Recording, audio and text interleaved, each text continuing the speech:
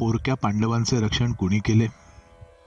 कुंती जागरूक होती, पण त्यांना मारायच्या ज्या युक्त्या योजल्या होत्या त्यातून त्यांना कोणी निभावून नेले?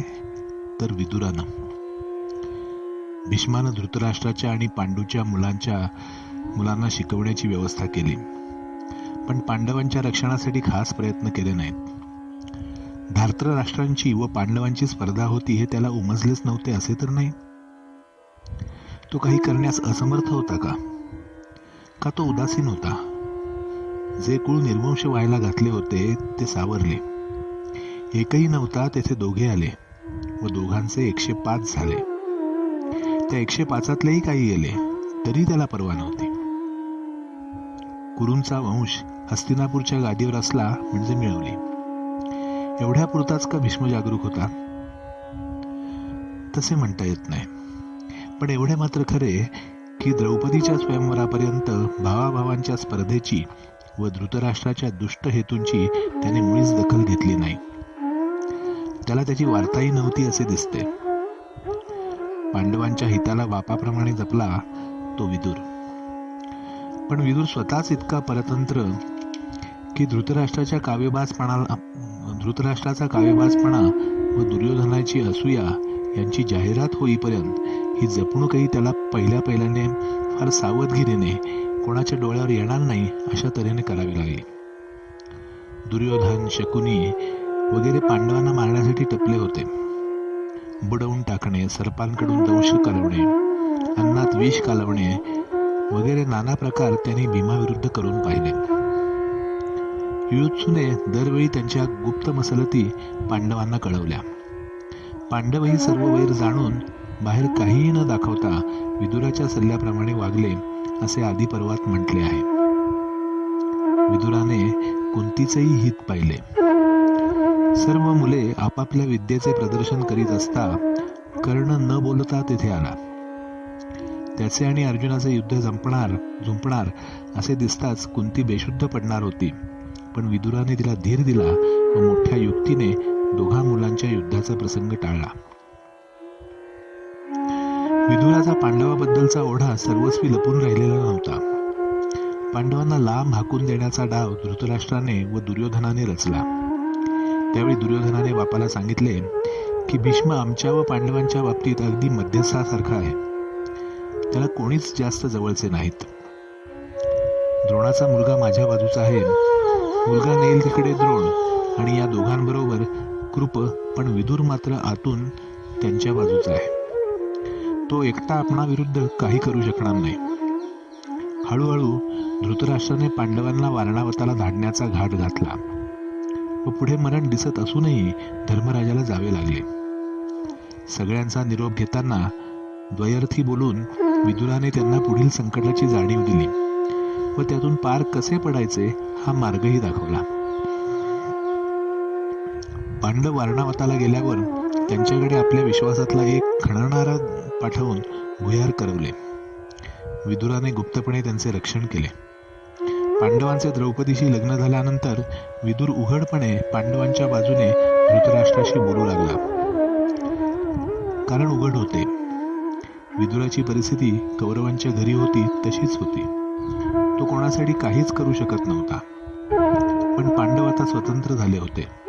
त्यांच्या पाठीमागे पांचालांचे सामर्थ्य होते. आता गुपचूप राहून कौरवांचे बेत मुकाट्याने हाणून पाडायचा प्रश्न नव्हता. आदिपर्वात परिस्थितीतला हा फरक फारच मार्मिकपणे दाखवला आहे. द्रौपदीला पांडवांनी मिळवली. दुर्योधन आणि त्याचे मित्र हात चोळीत पराभव खाऊन परत आले हे कळल्याबरोबर विदुर धृतराष्ट्राकडे गेला आणि त्याला म्हणाला, कौरवांचे अभिनंदन असो. पांडव काय किंवा दुर्योधनादी भाऊ काय, सगळे कुरूंचे वंशज म्हणजे कौरवच. पांडव लाक्षागृहात जळालेले, त्यामुळे धृतराष्ट्राला वाटले द्रौपदीला मिळवून आपलाच मुलगा परत आला आणि तोही मोठ्या आनंदाने छान छान म्हणून द्रौपदीला आणा, अरे दुर्योधना तिला भूषणे आणा असे म्हणाला. मागाहून विदुराने त्याला खरी हकीकत सांगितली. लहानपणापासून धृतराष्ट्राने पांडवांना छळून शेवटी त्यांना जाळायची मसलत केली होती. त्या सर्वांचे यावेळी विदुराने उट्टे काढले.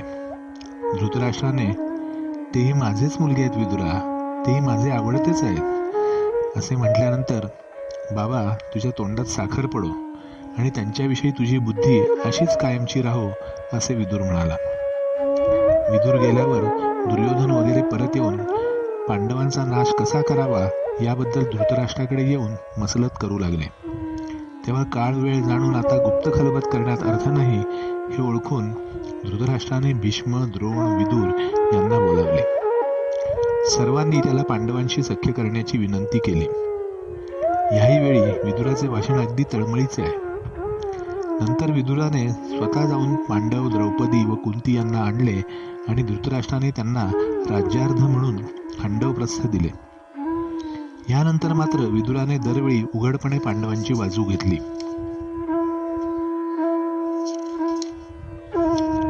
महाभारतामध्ये व्यक्ती म्हणून विदुराचे एक विशेष असे स्थान व कार्य आहे. त्याशिवाय तो एका विशिष्ट वर्गातला होता. त्या सबंध वर्गाचेही एक विशेष कार्य या कथेत आहे. त्याच्या वर्गाची दुःखे ती विदुराची होतीच आणि शिवाय त्याची स्वतःची अशीही दुःखे होती. विदुर क्षत्ता होता. क्षत्ता, सूत किंवा पारशव अशी या वर्गाची नावे होती. त्यांची स्पष्ट व्याख्या करणे कठीण आहे. कर्ण या वर्गातला होता.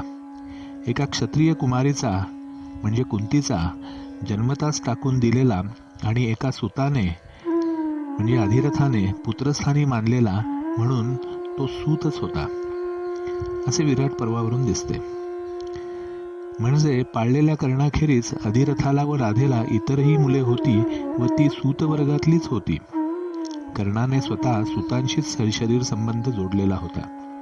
त्याच्या सुना, जावई सूतच होते. प्रत्यक्ष पाहून सबंध युद्धाची माहिती देणारा संजय सूतच होता.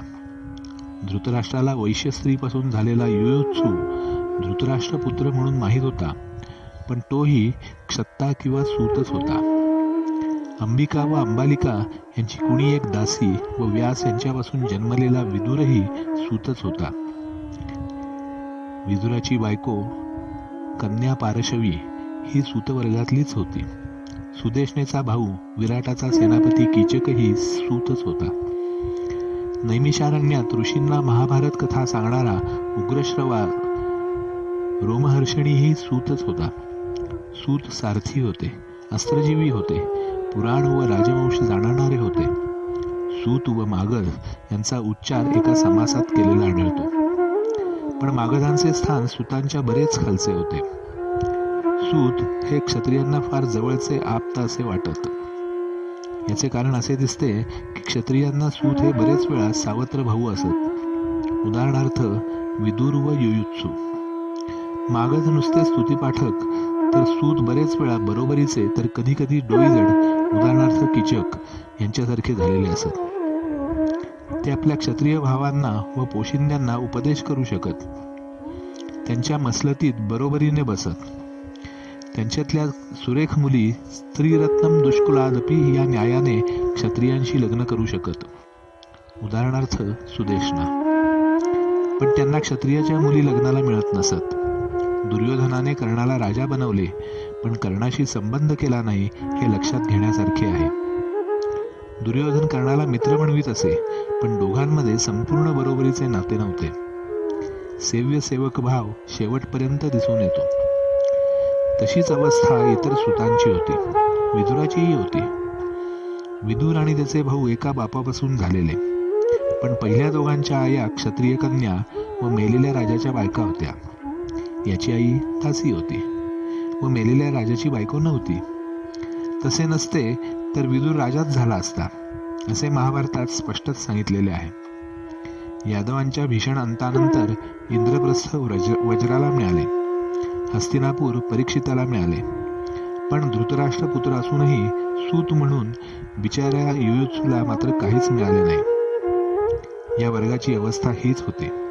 क्षत्रियांना अगदीच जवळचे, क्षत्रियांच्या रक्ताचे, क्षत्रियांना निर्भीडपणे उपदेश करू शकणारे असे हे लोक क्षत्रियांची बरोबरी मात्र करू शकत नव्हते. ते व त्यांची संतती सिंहासनावर बसू शकत नव्हती. धृतराष्ट्र आंधळा होता म्हणून त्याला राज्य मिळाले नाही. पांडू काही निर्व्यंग नव्हता, पण त्याला राज्य मिळाले. पण सर्व दृष्टींनी योग्य असूनही विदुर मात्र कोरडाच राहिला. सुतांची घरे राजांगणाच्या जवळच होती असे दिसते.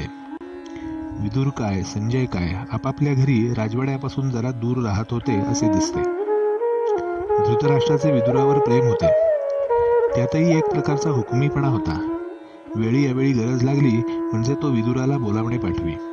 त्याचप्रमाणे पांडवांकडे काही निरोप घेऊन वगैरे जायचे असले तर विदुरालाच पाठवीत असे.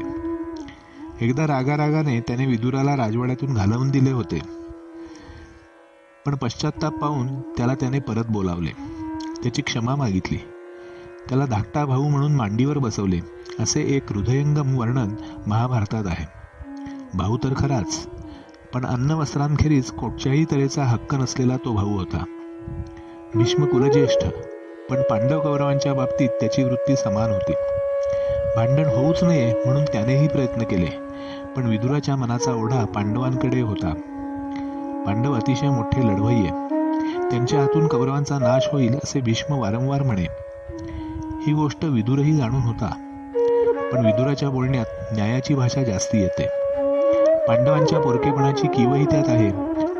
असे का स्वतः असहाय्य म्हणून हस्तिनापुराला आलेल्या पोरक्या पोरांच्या बद्दल त्याला कणव वाटत असे तर नाही का? आपल्याला राज्याचा अधिकारच नाही, पण ज्यांना तो आहे त्यांचा तरी जाऊ नये अशी बुद्धी त्यामागे होती का? विदुर या शब्दाचा अर्थ ज्ञानी असा आहे, आणि सबंध महाभारतात विदुराचा ज्ञानीपणा जो दिसतो तो पारमार्थिक आहे. ह्या जगात समभावाने आणि न्यायाने वर्तन असावे, लोभ धरू नये व आत्म्याचे चिरंतनत्व ओळखावे असा त्याचा आग्रह होता. ज्याच्यापुढे हे ज्ञान त्याने ओतले तो धृतराष्ट्र दृष्टीने आंधळा होता. स्वतः राज्याचा अधिकारी असूनही ते न मिळाल्यामुळे तो दुखावलेला होता, व आपल्याला मिळाले नाही ते मुलांना तरी मिळावे या ईर्ष्येने सत्सद्विवेक नाहीसा झालेला असा होता. पहिल्यांदा म्हणजे पांडव लहान असताना विदुराचे म्हणणे त्याने मनावरच घेतले नाही, आणि मागाहून ऐकले तेव्हा मी काय करणार, मुले आता माझ्या हातात राहिली नाहीत असे म्हणून तो उपदेश त्याने डावलला. विदुराजवळ शहाणपण होते, पण सत्ता नव्हती. द्रौपदी स्वयंवरानंतर त्याने एकदाच धृतराष्ट्राला हिणवले. त्यानंतर सर्व युद्ध झाल्यावर तो म्हणाला, आता रडून काय उपयोग, पांडव द्यूत हरले त्यावेळी एखाद्या लहान मुलासारखा विजयाने नाचलास. मी सांगत होतो की बाबा ह्या विजय नाहीये, हा सत्यानाश आहे, तेव्हा तू ऐकले नाहीस. आता तरी क्षत्रियासारखा वाघ, शोक करू नकोस. या शब्दात हिणवण्याचा प्रयत्न दिसत नाही. जे आपण भोगतो ते आपल्या कर्माचे फळ असते, तेव्हा आता ते धीराने भोगावे असाच त्याचा सूर होता. विदुर स्वतःला काही मिळाले नाही म्हणून कधी दुःख करताना दिसत नाही. तसा विचार केला तर महाभारतातल्या इतर व्यक्तींच्या मानाने त्याचे आयुष्य सुखाचेच गेले. त्याचे लग्न झाले होते, तो स्वतःच्या घरी मनन चिंतन पूजन करीत राहिला होता. त्याला मुलेबाळे झाली होती. ज्ञानी म्हणून त्याचा लौकिक होता, पण तरीही त्याचे सर्व आयुष्य एक प्रकारे उदास व विषण्ण वाटते. महाभारतातील प्रत्येक व्यक्ती, पुरुष असो, स्त्री असो, उच्च असो, नीच असो, कोटच्या ना कोटच्या तरी उलाढालीत गुंतलेली आढळते. धृतराष्ट्र आणि पांडू, गांधारी आणि कुंती, दुर्योधन व पांडव, द्रौपदी, सुभद्रा, उत्तर व त्यांचे मुलगे, आणि श्रीकृष्ण व इतर यादव ही मंडळी फार खळबळीचे व उत्कट असे जीवन जगत होती. त्यात चढ होते, उतार होते, प्रेम होते, द्वेष होता, आणि जी काही शांती होती ती मरणानंतरही किंवा आयुष्याच्या शेवटी जाणून बुजून मोठ्या प्रयासाने जीवनाचे आघात सहन करून दमल्यानंतर मिळवलेली. ही शांती खरी शांती वाटत नाही. त्यातही एक प्रकारचा अट्टाहास वाटतो. धृतराष्ट्र, गांधारी आणि कुंती यांचा वनवास किंवा पांडव आणि द्रौपदी यांचे महाप्रस्थान हे शांतीदायक किंवा शांतिकारकही वाटत नाही.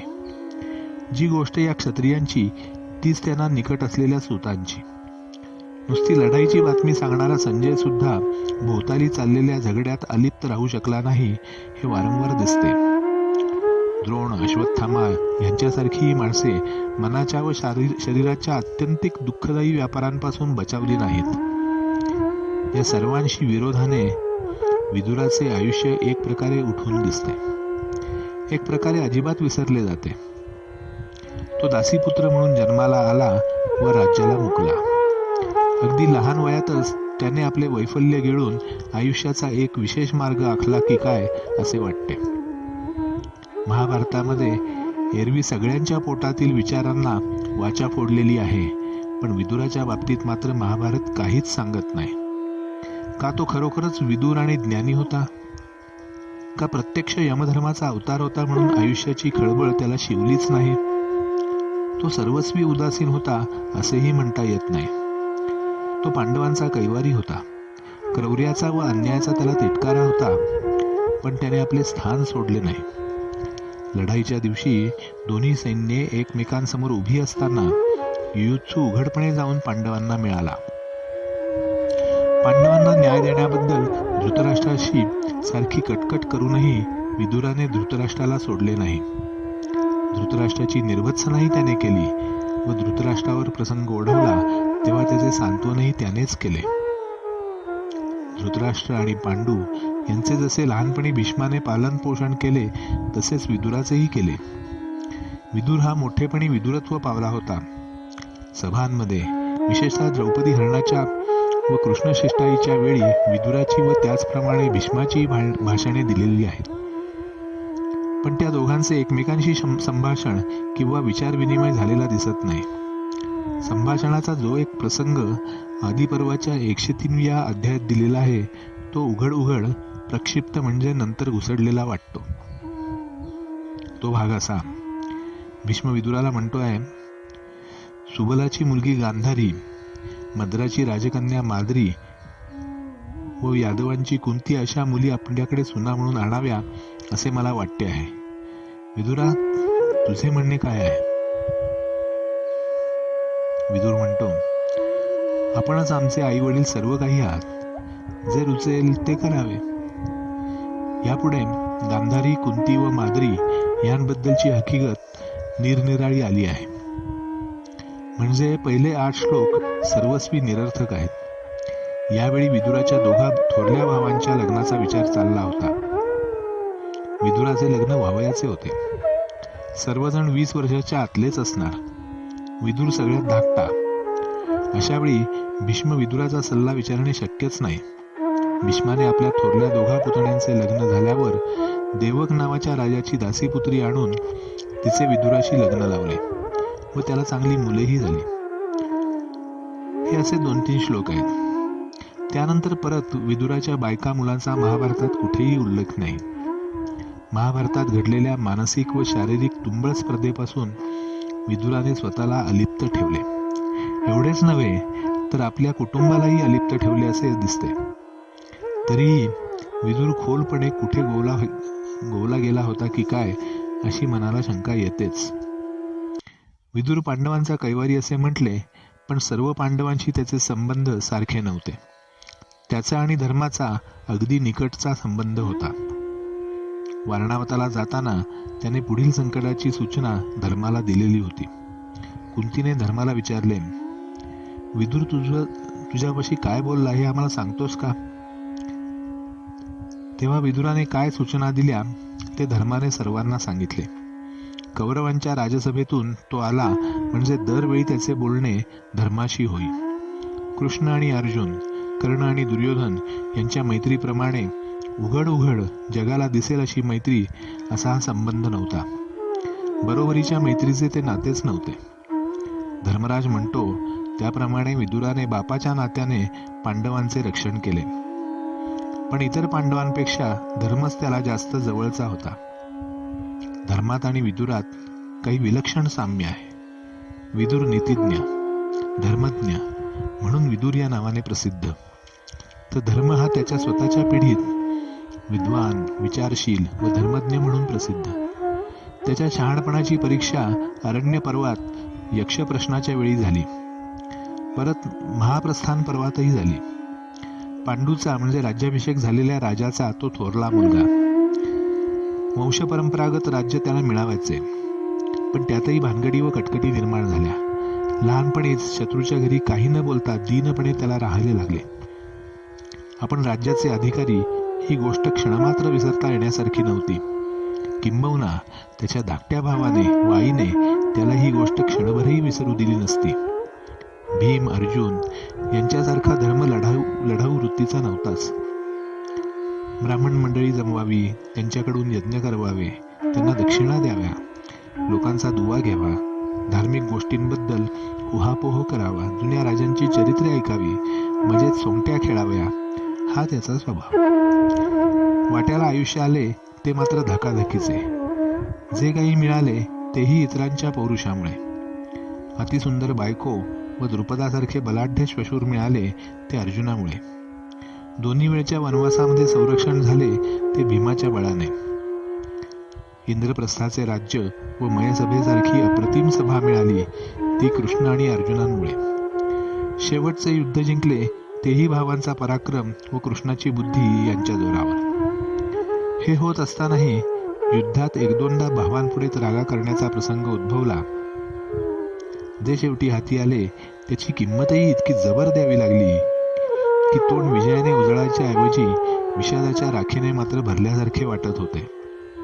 धर्माचे आयुष्यही पहिल्यापासून शेवटपर्यंत विषादाने भरलेले. या बाबतीत तो विदुराच्या जवळचा वाटतो.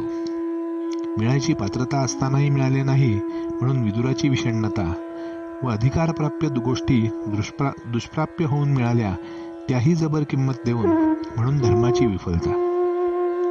विदुराच्या विफलतेला महाभारतात तोंड फोडलेले नाही, पण धर्माची विफलता वेळोवेळी त्याच्या तोंडून वदवली गेली आहे. धर्म एवढा विवेकी, पण शेवटच्या क्षणी द्रौपदी खाली पडून मेली तेव्हा तिचे प्रेम अर्जुनावर जास्त होते या दिनवाण्या शब्दांनी त्याने आपले मुख्य शल्य प्रकट केलेच. एकदा असे वाटते की दूध खेळायला बोलावले असताना आपले राज्य, आपली भावंडे, आपली बायको सुद्धा जणू उन्मादात पणाला लावण्यात धर्माने परत एकदा आपली मनोव्यथाच प्रकट केली. जे स्वतःच्या श्रमाने मिळाले नाही ते असे उधळण्यात धर्माने मोठा पुरुषार्थ केला होता का? की ते मला तुच्छ आहे हे त्याने दाखवून दिले. धर्म सगळ्या वडील माणसांचा मान ठेवीत असे, पण विदुराबद्दल त्याला एक आतला जिव्हाळा होता असे वाटते. हे सर्व लक्षात घेतले म्हणजे विदुराचे आणि धर्माचे पितापुत्रांचे तर नाते नव्हते ना अशी शंका मला डोकावते. या शंकेला पोषक असे महाभारतात पुष्कळच आहे. महाभारतात कोणाचेही कसलेहीच गौप्य लपवलेले नाही. कुंतीला कुवारपणी झालेला मुलगा सुद्धा त्यात आलेला आहे. मग कुंतीला विदुरापासून धर्म झाला ही गोष्ट का लपवून ठेवली असावी? कदाचित ही गोष्ट झालीच नसावी. सर्व कुंतीपुत्र हे निरनिराळ्या देवतांपासून झालेले दाखवले आहेत. पांडू जिवंत असताना ही सर्व मुले झाली असल्यामुळे व पांडूने ती आपली स्वतःची असे मान्य केल्यामुळे बीजक्षेत्र न्यायामुळे ती पांडूचीच होतात. त्यात एखादे मूल विदुरापासून झाले असते तर त्याला कुठलाही कमीपणा आला नसता. एक शंका मनात येते.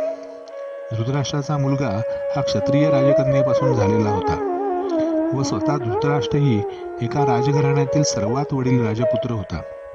ह्या उलट कुंती जरी राजकन्या असली तरी विदुर हा सूत होता.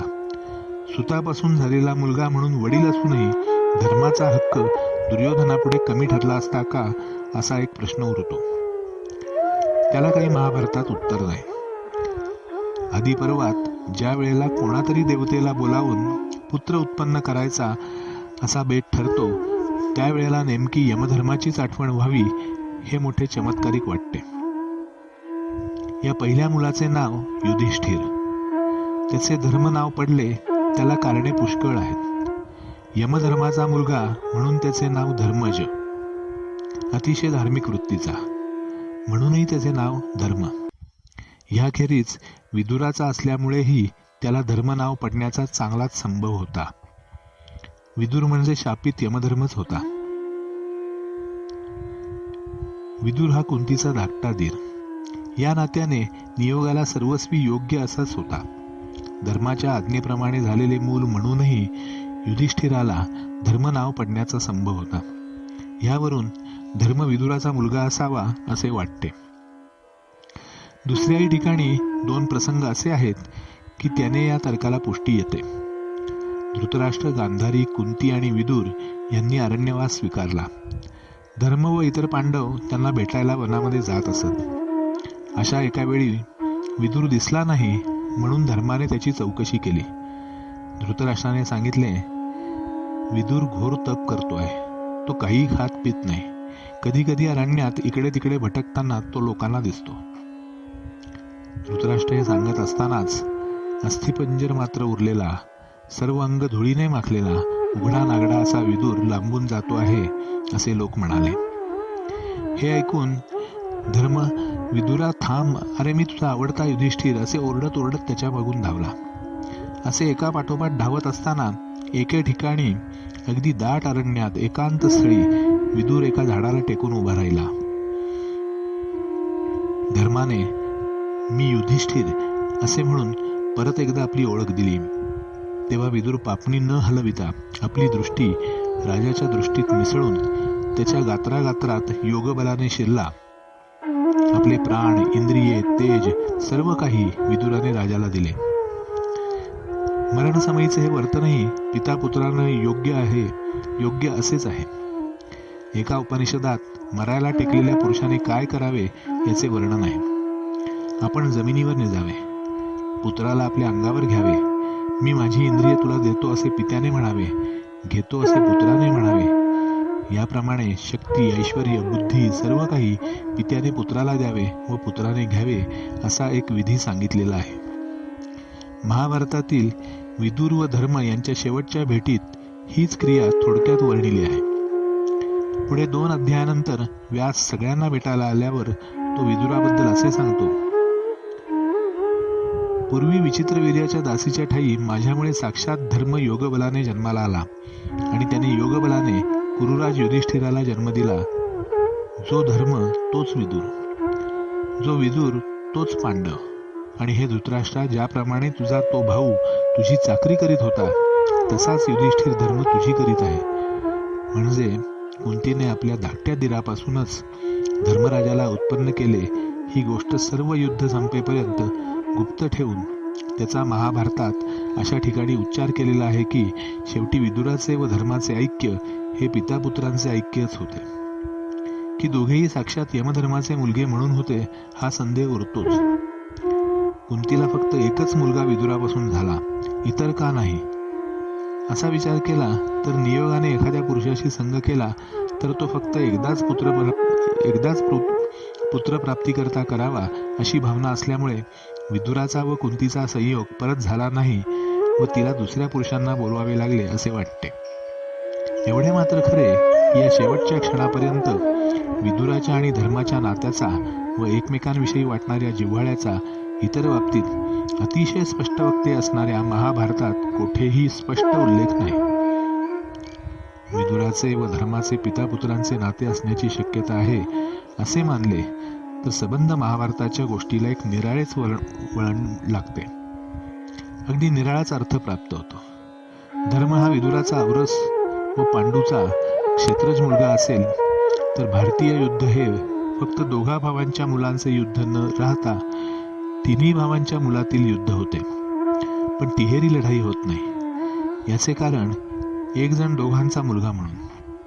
आपल्या क्षेत्रज मुलांचे बाप कोण हे कोणासही कळू नये म्हणून पांडू लांब हिमालयात गेला. त्यांच्या मुलांचे बाप कोण हे कोणाला कळले नाही.